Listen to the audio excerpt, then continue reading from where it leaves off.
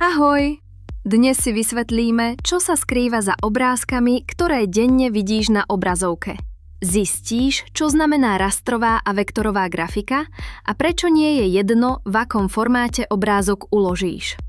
Ale pozor, rozprávať nebudem ja. Dnes sa ti prihovorí niekto iný. Tak sa pohodlne usaď, nastraž uši, Educast z IKT začína.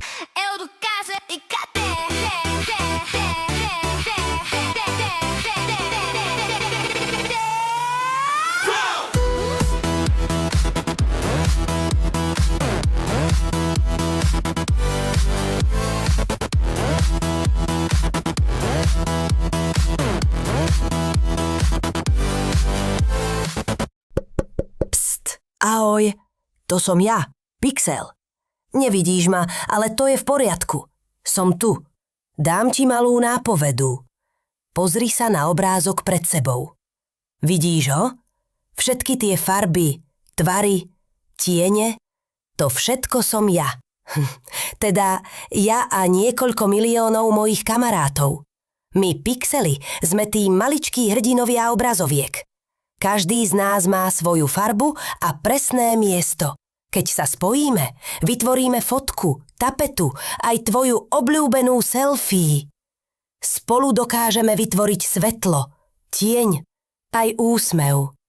Ale vieš, čo ma občas trápi? Keď ma niekto zbytočne zväčší. Vtedy sa zmením na kocku. Doslova. Zrazu ma vidíš, malé štvorčeky, ktoré už netvoria hladký tvar. To je ten moment, keď si povieš, fúha, to je rozmazané. Áno, práve si stretol mňa. Rastrový obrázok v plnej veľkosti. Rastrové obrázky vznikajú z nás, pixelov. Sme ako mozaika, ktorá skladá celý obraz bod po bode. Čím viac bodov, tým krajšie a ostrejšie to vyzerá. Preto sa pri fotkách hovorí o rozlíšení. Čím viac pixelov, tým viac detailov. Lenže mám aj bratranca. Volá sa Vektor. A ten sa na mňa trochu povyšuje. On totiž netvorí obrázky z bodiek ako ja. Nie. On to robí matematicky. Povie počítaču, toto bude krúh so stredom tu, polomerom tam a farbou modrou. A počítač si to celé vypočíta. Výsledok? Čisté čiary, hladké okraje a žiadne rozmazanie. Ani keď ho zväčšíš 100-krát. On je skrátka dokonalý. A vieš čo? Ja mu to nezávidím. Lebo každý z nás má svoj svet. Ja, Pixel, som ideálny pre fotky, portréty a realistické obrázky. Vektor pre loga, mapy, ikony a technické výkresy.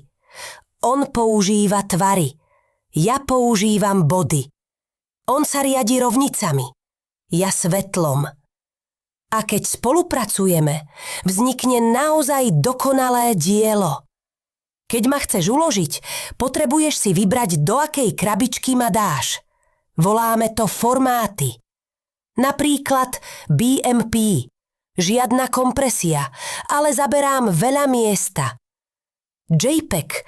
Úsporný, ale strácam trochu kvality. PNG.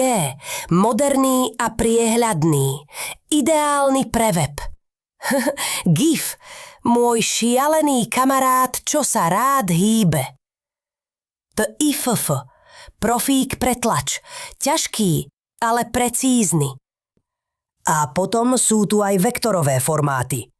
SVG, AI, CDR, PDF.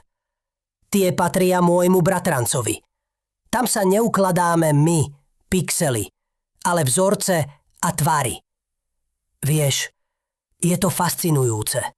My, pixeli, žijeme v mriežke, v sieťke svetiel, farieb a čísel. Vektor zas žije vo svete geometrie a presnosti. Ale obaja slúžime jednému cieľu. Aby si videl a rozumel svetu, ktorý počítač zobrazuje. Tak a teraz už vieš, kto ti svieti z monitora, keď sa pozrieš na obrazovku. Som to ja, Pixel. Malý, nenápadný, ale nepostrádateľný. Bez nás by bol svet len čierny. Tak to bolo na dnes všetko, čo by si mal zapamätať. Grafická informácia je digitálna podoba obrazu, ktorú počítač spracúva, zobrazuje a uchováva v rôznych formátoch. Existujú dva základné spôsoby jej reprezentácie, a to rastrová a vektorová grafika. Rastrová grafika zobrazuje obraz ako mriežku bodov, pixelov. Každý pixel má svoju pozíciu a farbu a spolu tvoria celkový obraz. Zväčšením obrázka sa znižuje kvalita, pretože počet pixelov je pevne daný.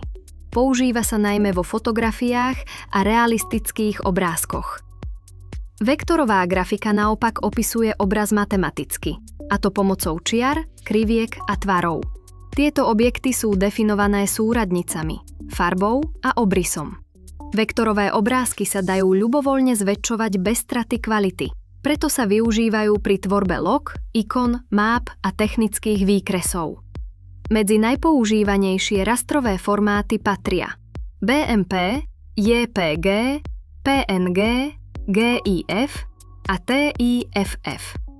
Medzi vektorové formáty zaraďujeme SVG, CDR, EI a PDF. Rozdiel medzi nimi teda spočíva v spôsobe ukladania informácií. Rastrová grafika používa body, zatiaľ čo vektorová grafika využíva matematické tvary. A keď to zhrnieme, rastrový obrázok zachytí realitu, vektorový obrázok vytvára presnosť. Oba spôsoby patria do sveta grafickej informácie a navzájom sa doplňajú. A teraz už naozaj končím. Počujeme sa na budúce.